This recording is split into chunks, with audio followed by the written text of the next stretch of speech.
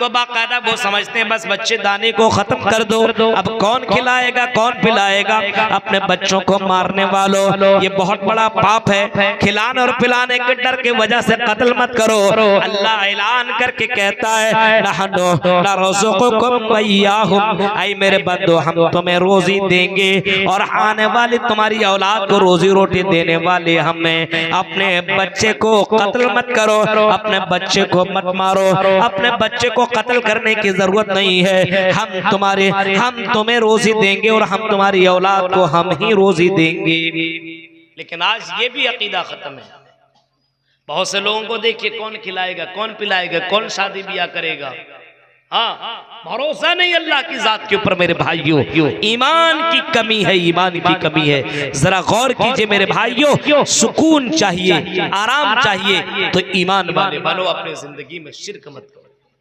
जब अल्लाह ताला 18,000 मखलूकात को जब अल्लाह रब्बुल आलमीन रोजी रोटी दे सकता है, 18,000 गालिबन और उससे ज्यादा मखलूकात को जब अल्लाह ताला रोजी रोटी देने का मालिक है, दे सकता है, तो आपको भी रोजी रोटी अल्लाह तबारक व तआला देगा। मेरे भाइयों, आपके अंदर ईमान की कमी कहां से? हजरत मरियम अलैहिस्सलाम ने इसी वजह से अपने बेटे से कहा था, मेरे बेटे सुनो, आई मेरे बेटे सुनो, वइज़ क़ाल लुक़मान लिब्निही व हुवा यइज़ुहु या बुनय्या ला तुशरिक बिल्लाह। हजरत लुक़मान अलैहिस्सलाम अपने बेटे से नसीहत करते हुए कह रहे हैं और अपने बेटे को प्यार से कह रहे हैं, और मेरे बेटे एक बात मैं तुम्हें कह रहा हूँ, आई मेरे बेटे सुनो, या बुनय्या ला तुशरिक बिल्लाह, आई मेरे बेटे शिरक मत करना, आई मेरे बेटे अल्लाह के साथ किसी को शरीक मत करना। इन्ना शिर्क लज़ुल्मुन अज़ीम, आई मेरे बेटे शिर्क बहुत ही बड़ा जुल्म है, बहुत ही बड़ा पाप है। नबी अकरम से जब सवाल किया गया, पूछा गया अल्लाह के नबी से, आई अल्लाह के नबी बताइए युज़म्मि आज़म इंदल्लाह, अल्लाह के नजर में सबसे बड़ा पाप कौन सा है, सबसे बड़ा गुनाह कौन सा है, सबसे बड़ा जुर्म अल्लाह की नजर में कौन सा है? तो अल्लाह के नबी ने जवाब दिया था और अल्लाह के नबी ने फरमाया था, अंता जाअल लिल्लाहि निद्दन व हुवा खलक़का, सबसे बड़ा पाप और सबसे बड़ा गुनाह ये कि तुम अल्लाह के साथ किसी को शरीक करो, अल्लाह के साथ किसी को पार्टनर बनाओ। बेटा बेटी देने वाला ये, बेटा बेटी देने वाला वो, बेटा बेटी का मालिक ये, इज्जत और जिल्लत का मालिक ये, तो इज्जत और जिल्लत का मालिक वो। मेरे भाइयों, ये बहुत ही बड़ा शिर्क है और बहुत ही बड़ा गुनाह है, और इसी गुनाह से रोकने के लिए अल्लाह तबारक व तआला ने नबियों को दुनिया के अंदर भेजा, रसूलों को दुनिया के अंदर भेजा।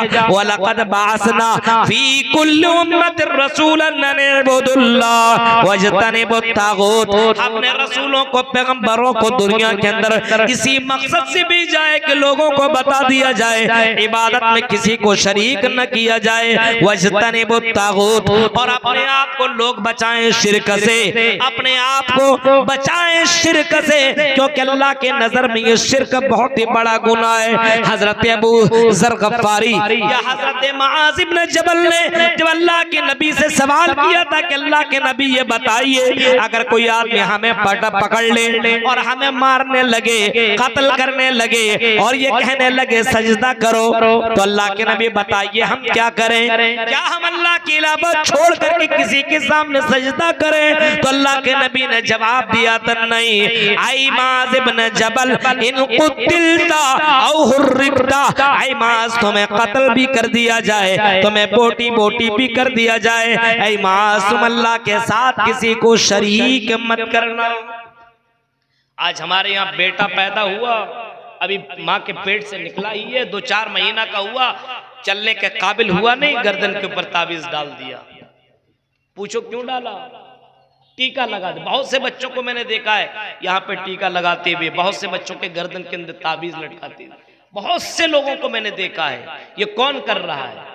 मर्द नहीं करते, ये औरतें करती है। इनको भूत से और डाइन से बहुत डर है। ये भूत और डाइन क्या करे? कुछ नहीं। ला तुशरिक बिल्लाह, अल्लाह के साथ किसी को शरीक मत करना। अगर सुकून चाहिए, आराम चाहिए अपनी जिंदगी में, अगर खुश रहना चाहते हो तो अल्लाह के ऊपर जैसा ईमान लाना चाहिए वैसे ईमान लाओ।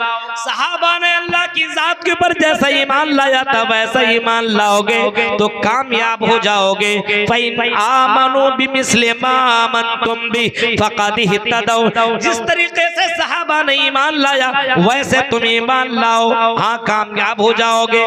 मेरे भाइयों, सहाबा का ईमान जरा देखो तो मेरे भाइयों ताज्जुब करेंगे, गौर करेंगे। सहाबा का ईमान इतना जबरदस्त है, इतना जबरदस्त है। जब ईमान सहाबा ने ले आया, बहुत से सहाबी ऐसे गुजरे, हालांकि हजरत उमर फारूक बाकायदा ऐलान करके कहते हैं, लोगों सुनो, ये हजर अस्वद जिसको हम बोसा लेते हैं, चूमते हैं, ये मत समझना कि ये हजर अस्वद हमें फायदा पहुंचा सकती है, ये नुकसान।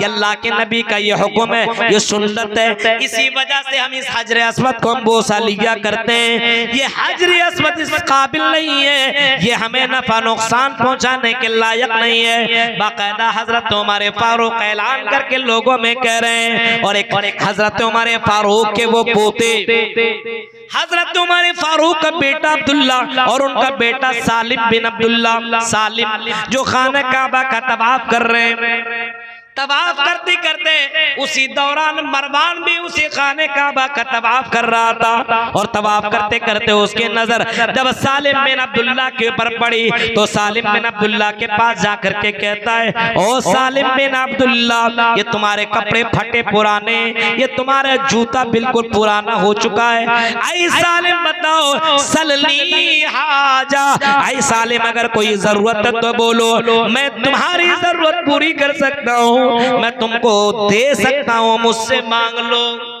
हजरत सालिम कहते, अरे अल्लाह के घर में हो, तुमसे मांग लो, मुझे शर्म आ रही है।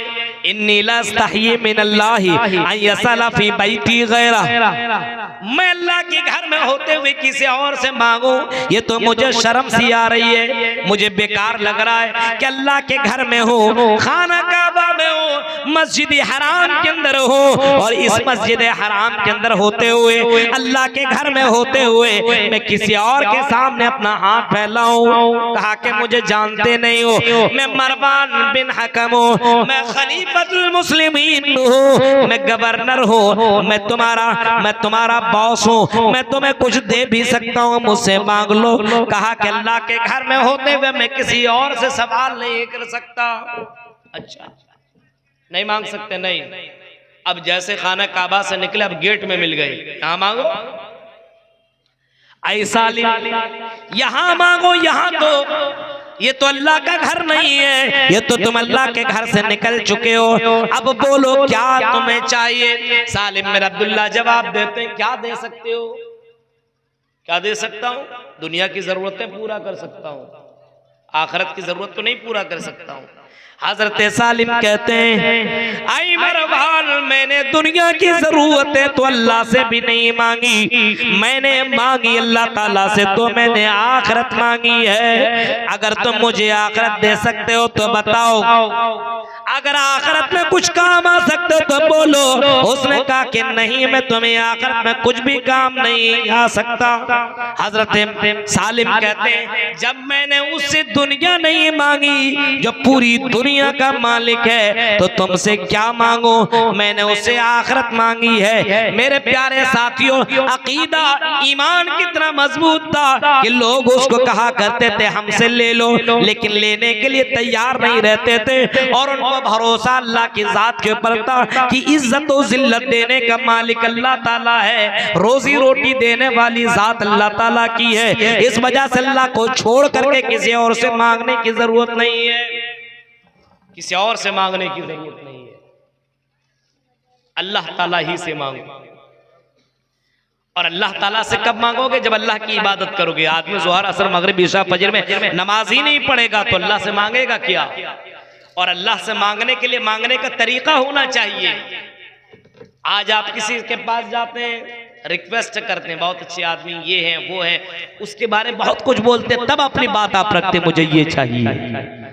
अल्लाह से भी मांगने के लिए अल्लाह की हम्दो सना बयान करो।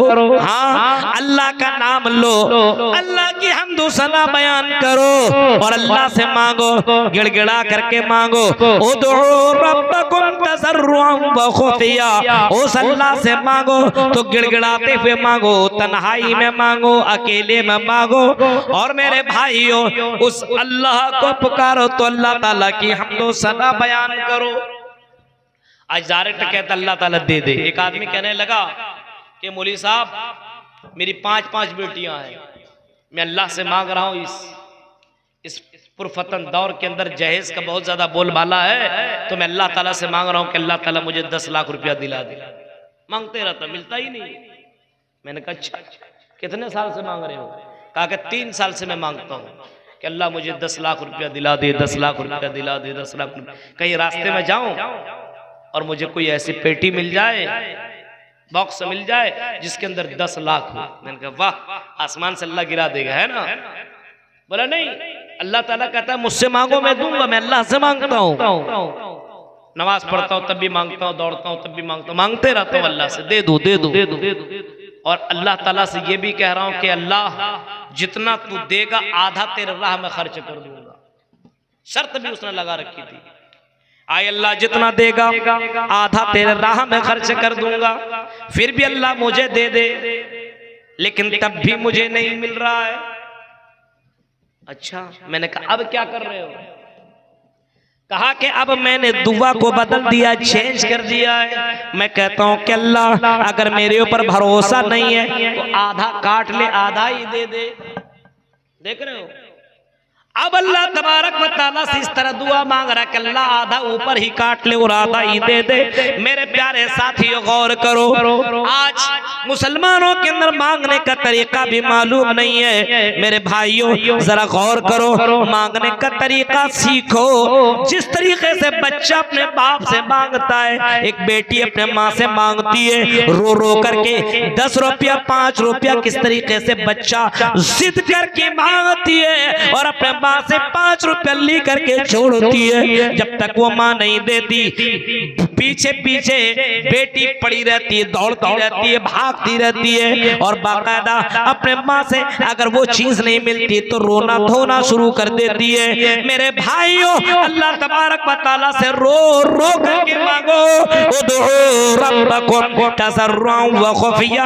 आई मेरे बंदो, अगर अल्लाह से मांगना है तो रब्बकुम तज़र्रुअन व खुफिया, चुपके चुपके मांगो। तज़र्रुअन व खुफिया, रोते हुए मांगो, गिड़गिड़ाते हुए मांगो, खुशूर खुशू के साथ अल्लाह ताला से मांगो, तब अल्लाह ताला देगा। आज हमारे पास ईमान की कमी है जिसकी वजह से हमारी जिंदगी में सुकून नहीं है।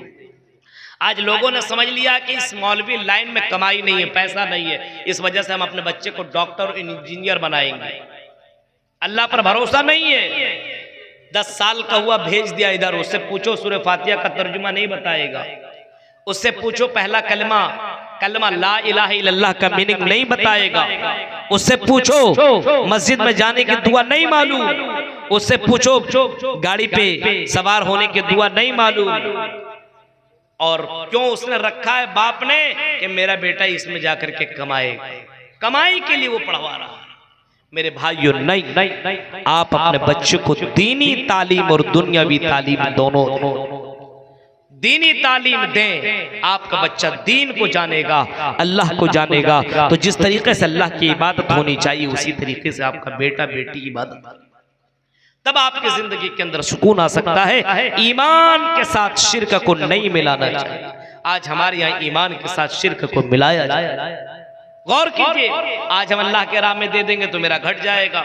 बहुत से लोग चंदा नहीं देते मदरसों में, और अमीर लोग तो सबसे बड़े कंजूस होते हैं और नहीं देते हैं। वो आपके यहाँ जलसों में चंदा वगैरह दे दिया, लेकिन सही तौर पर 2.5% जो ज़कात निकालनी चाहिए और 2.5% जो ज़कात देना चाहिए, 2.5% लोग ज़कात भी नहीं निकालते हैं। ये अभी आप लोग अभी क्या के धान भी उसका भी निकलता है भाई ज़कात। कितना निकलता है? 1 कुंटल में कितना? अगर आसमानी बारिश से हो तो कितना किलो देना चाहिए? कितना? कितना देना चाहिए भाई? 2.5 kg। इसमें भी चलता है क्या? हाँ, मसला यह बदल गया है। आसमानी बारिश से हो तो, और अगर खुद से कर आपने पटा करके किया हो तो दोनों में फर्क है। आसमानी बारिश अगर हो, अगर अल्लाह तबारक व तआला ने बारिश बरसाई हो और उसी बारिश अगर आपके यहाँ खेती हुई हो तो कितना किलो, 100 किलो में कितना किलो अल्लाह के राह में देंगे मालूम है? 20 किलो। कितना देंगे? 20 किलो। और अगर आपने पटा करके किया है तो 10 किलो, 100 किलो में। लेकिन अजीब मसला है क्या? कितना देना चाहिए? कितना देते हैं आप लोग? ठीक है, लेकिन अब यहां पे ये भी लोग नहीं देते हिसाब से, अपने हिसाब से सोचते हैं अरे 2-4 मन दे दो, हो गया खत्म, खल्लास। पैसा उसी हिसाब से जितना मैंने मदरसा में मैंने चंदा दे दिया होगा, खत्म। नहीं मेरे भाइयों, हिसाब से आप दीजिए जितना देना चाहिए। आसमानी बारिश हो तो मेरे भाइयों कितना देना चाहिए? 10 मन में 1 मन। आसमानी बारिश हो कितने लोग देते हैं? अभी हमारे इनाम मदनी साहब बोल रहे थे भाई कम से कम ये भी। अब कुछ लोग सोचते हैं ना कि ये चेयरमैन साहब मुफीजुद्दीन रियाजी साहब, अरे भाई ये शुक्र मनाइए आपके इलाके में इतना बड़ा मदरसा इन्होंने खोला है। ये खोलने के लिए भाई बहुत बड़ा जिगरा और बहुत बड़ा कलेजा चाहिए। हाँ, इतना बड़ा इदारा, ये कब तक जिंदा? चले जाएंगे लेकिन भाई मेरे भाइयों ये बाकी रहेगा।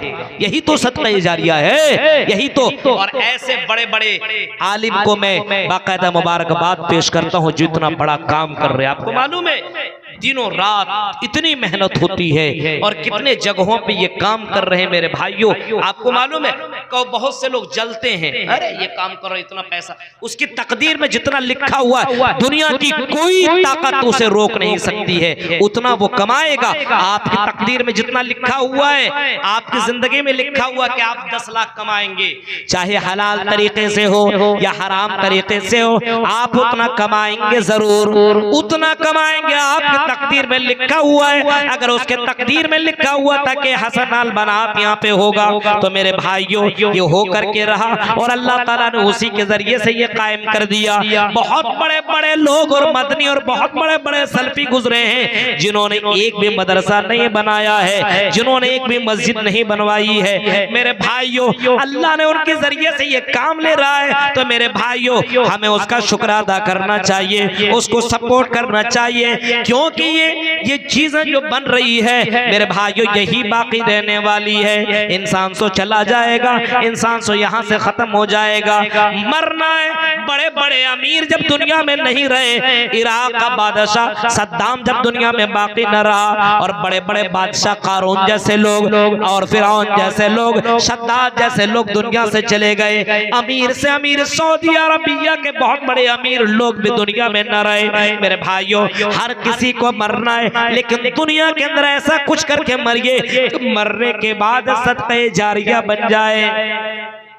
आप इतना बड़ा नहीं बना सकते, हिस्सा तो ले सकते हैं, दे सकते हैं अल्लाह के राह में, खर्च तो कर सकते हैं अल्लाह के राह में। 1 रुपया अगर ताकत है खर्च करने की तो जरूर खर्च कीजिए। बहुत सी सारी लड़कियां ऐसे भी पढ़ती होंगी जो गरीब घराने की है, यतीम घराने की है, जो उतना पैसा देने के लायक नहीं है, लेकिन कम से कम अल्लाह और उसके रसूल की बातें तो सीख रही है। मेरे प्यारे साथियों पॉजिटिव माइंड रखिए, नेगेटिव मनफी सोच अपने यहाँ से खत्म कीजिए, पॉजिटिव अपने यहाँ सोच रखिए, मुस्बत पहलू मुस्बत सोच अपने यहाँ रखिए और इस चीज को अपने जहन से निकालिए। मेरे भाइयों के ये इतना कमा रहा है, इतना कुछ कर रहा है। मेरे भाइयों मदरसे चलाने में कितनी परेशानियां हुआ करती है हमें मालूम है, हम इस बात को जानते हैं। कभी कभी मेरे भाइयों ये नेक वाला अमल कर लिया करो, पूरे गांव मिलकर के एक मस्जिद नहीं चला पाते हैं, इमामों की तनख्वाह 10,000 तक भी देने के लिए लायक नहीं होते हैं, 10,000 देने में पसीना निकलने लगता है। एक इमाम को पूरा गांव मिलकर के 5,000 सैलरी देते हैं। अभी इसी फर्किया से एक हमारे इमाम से बात हुई है 2-4 महीना पहले, वो कह रहे थे मौलवी साहब मुझे 6,000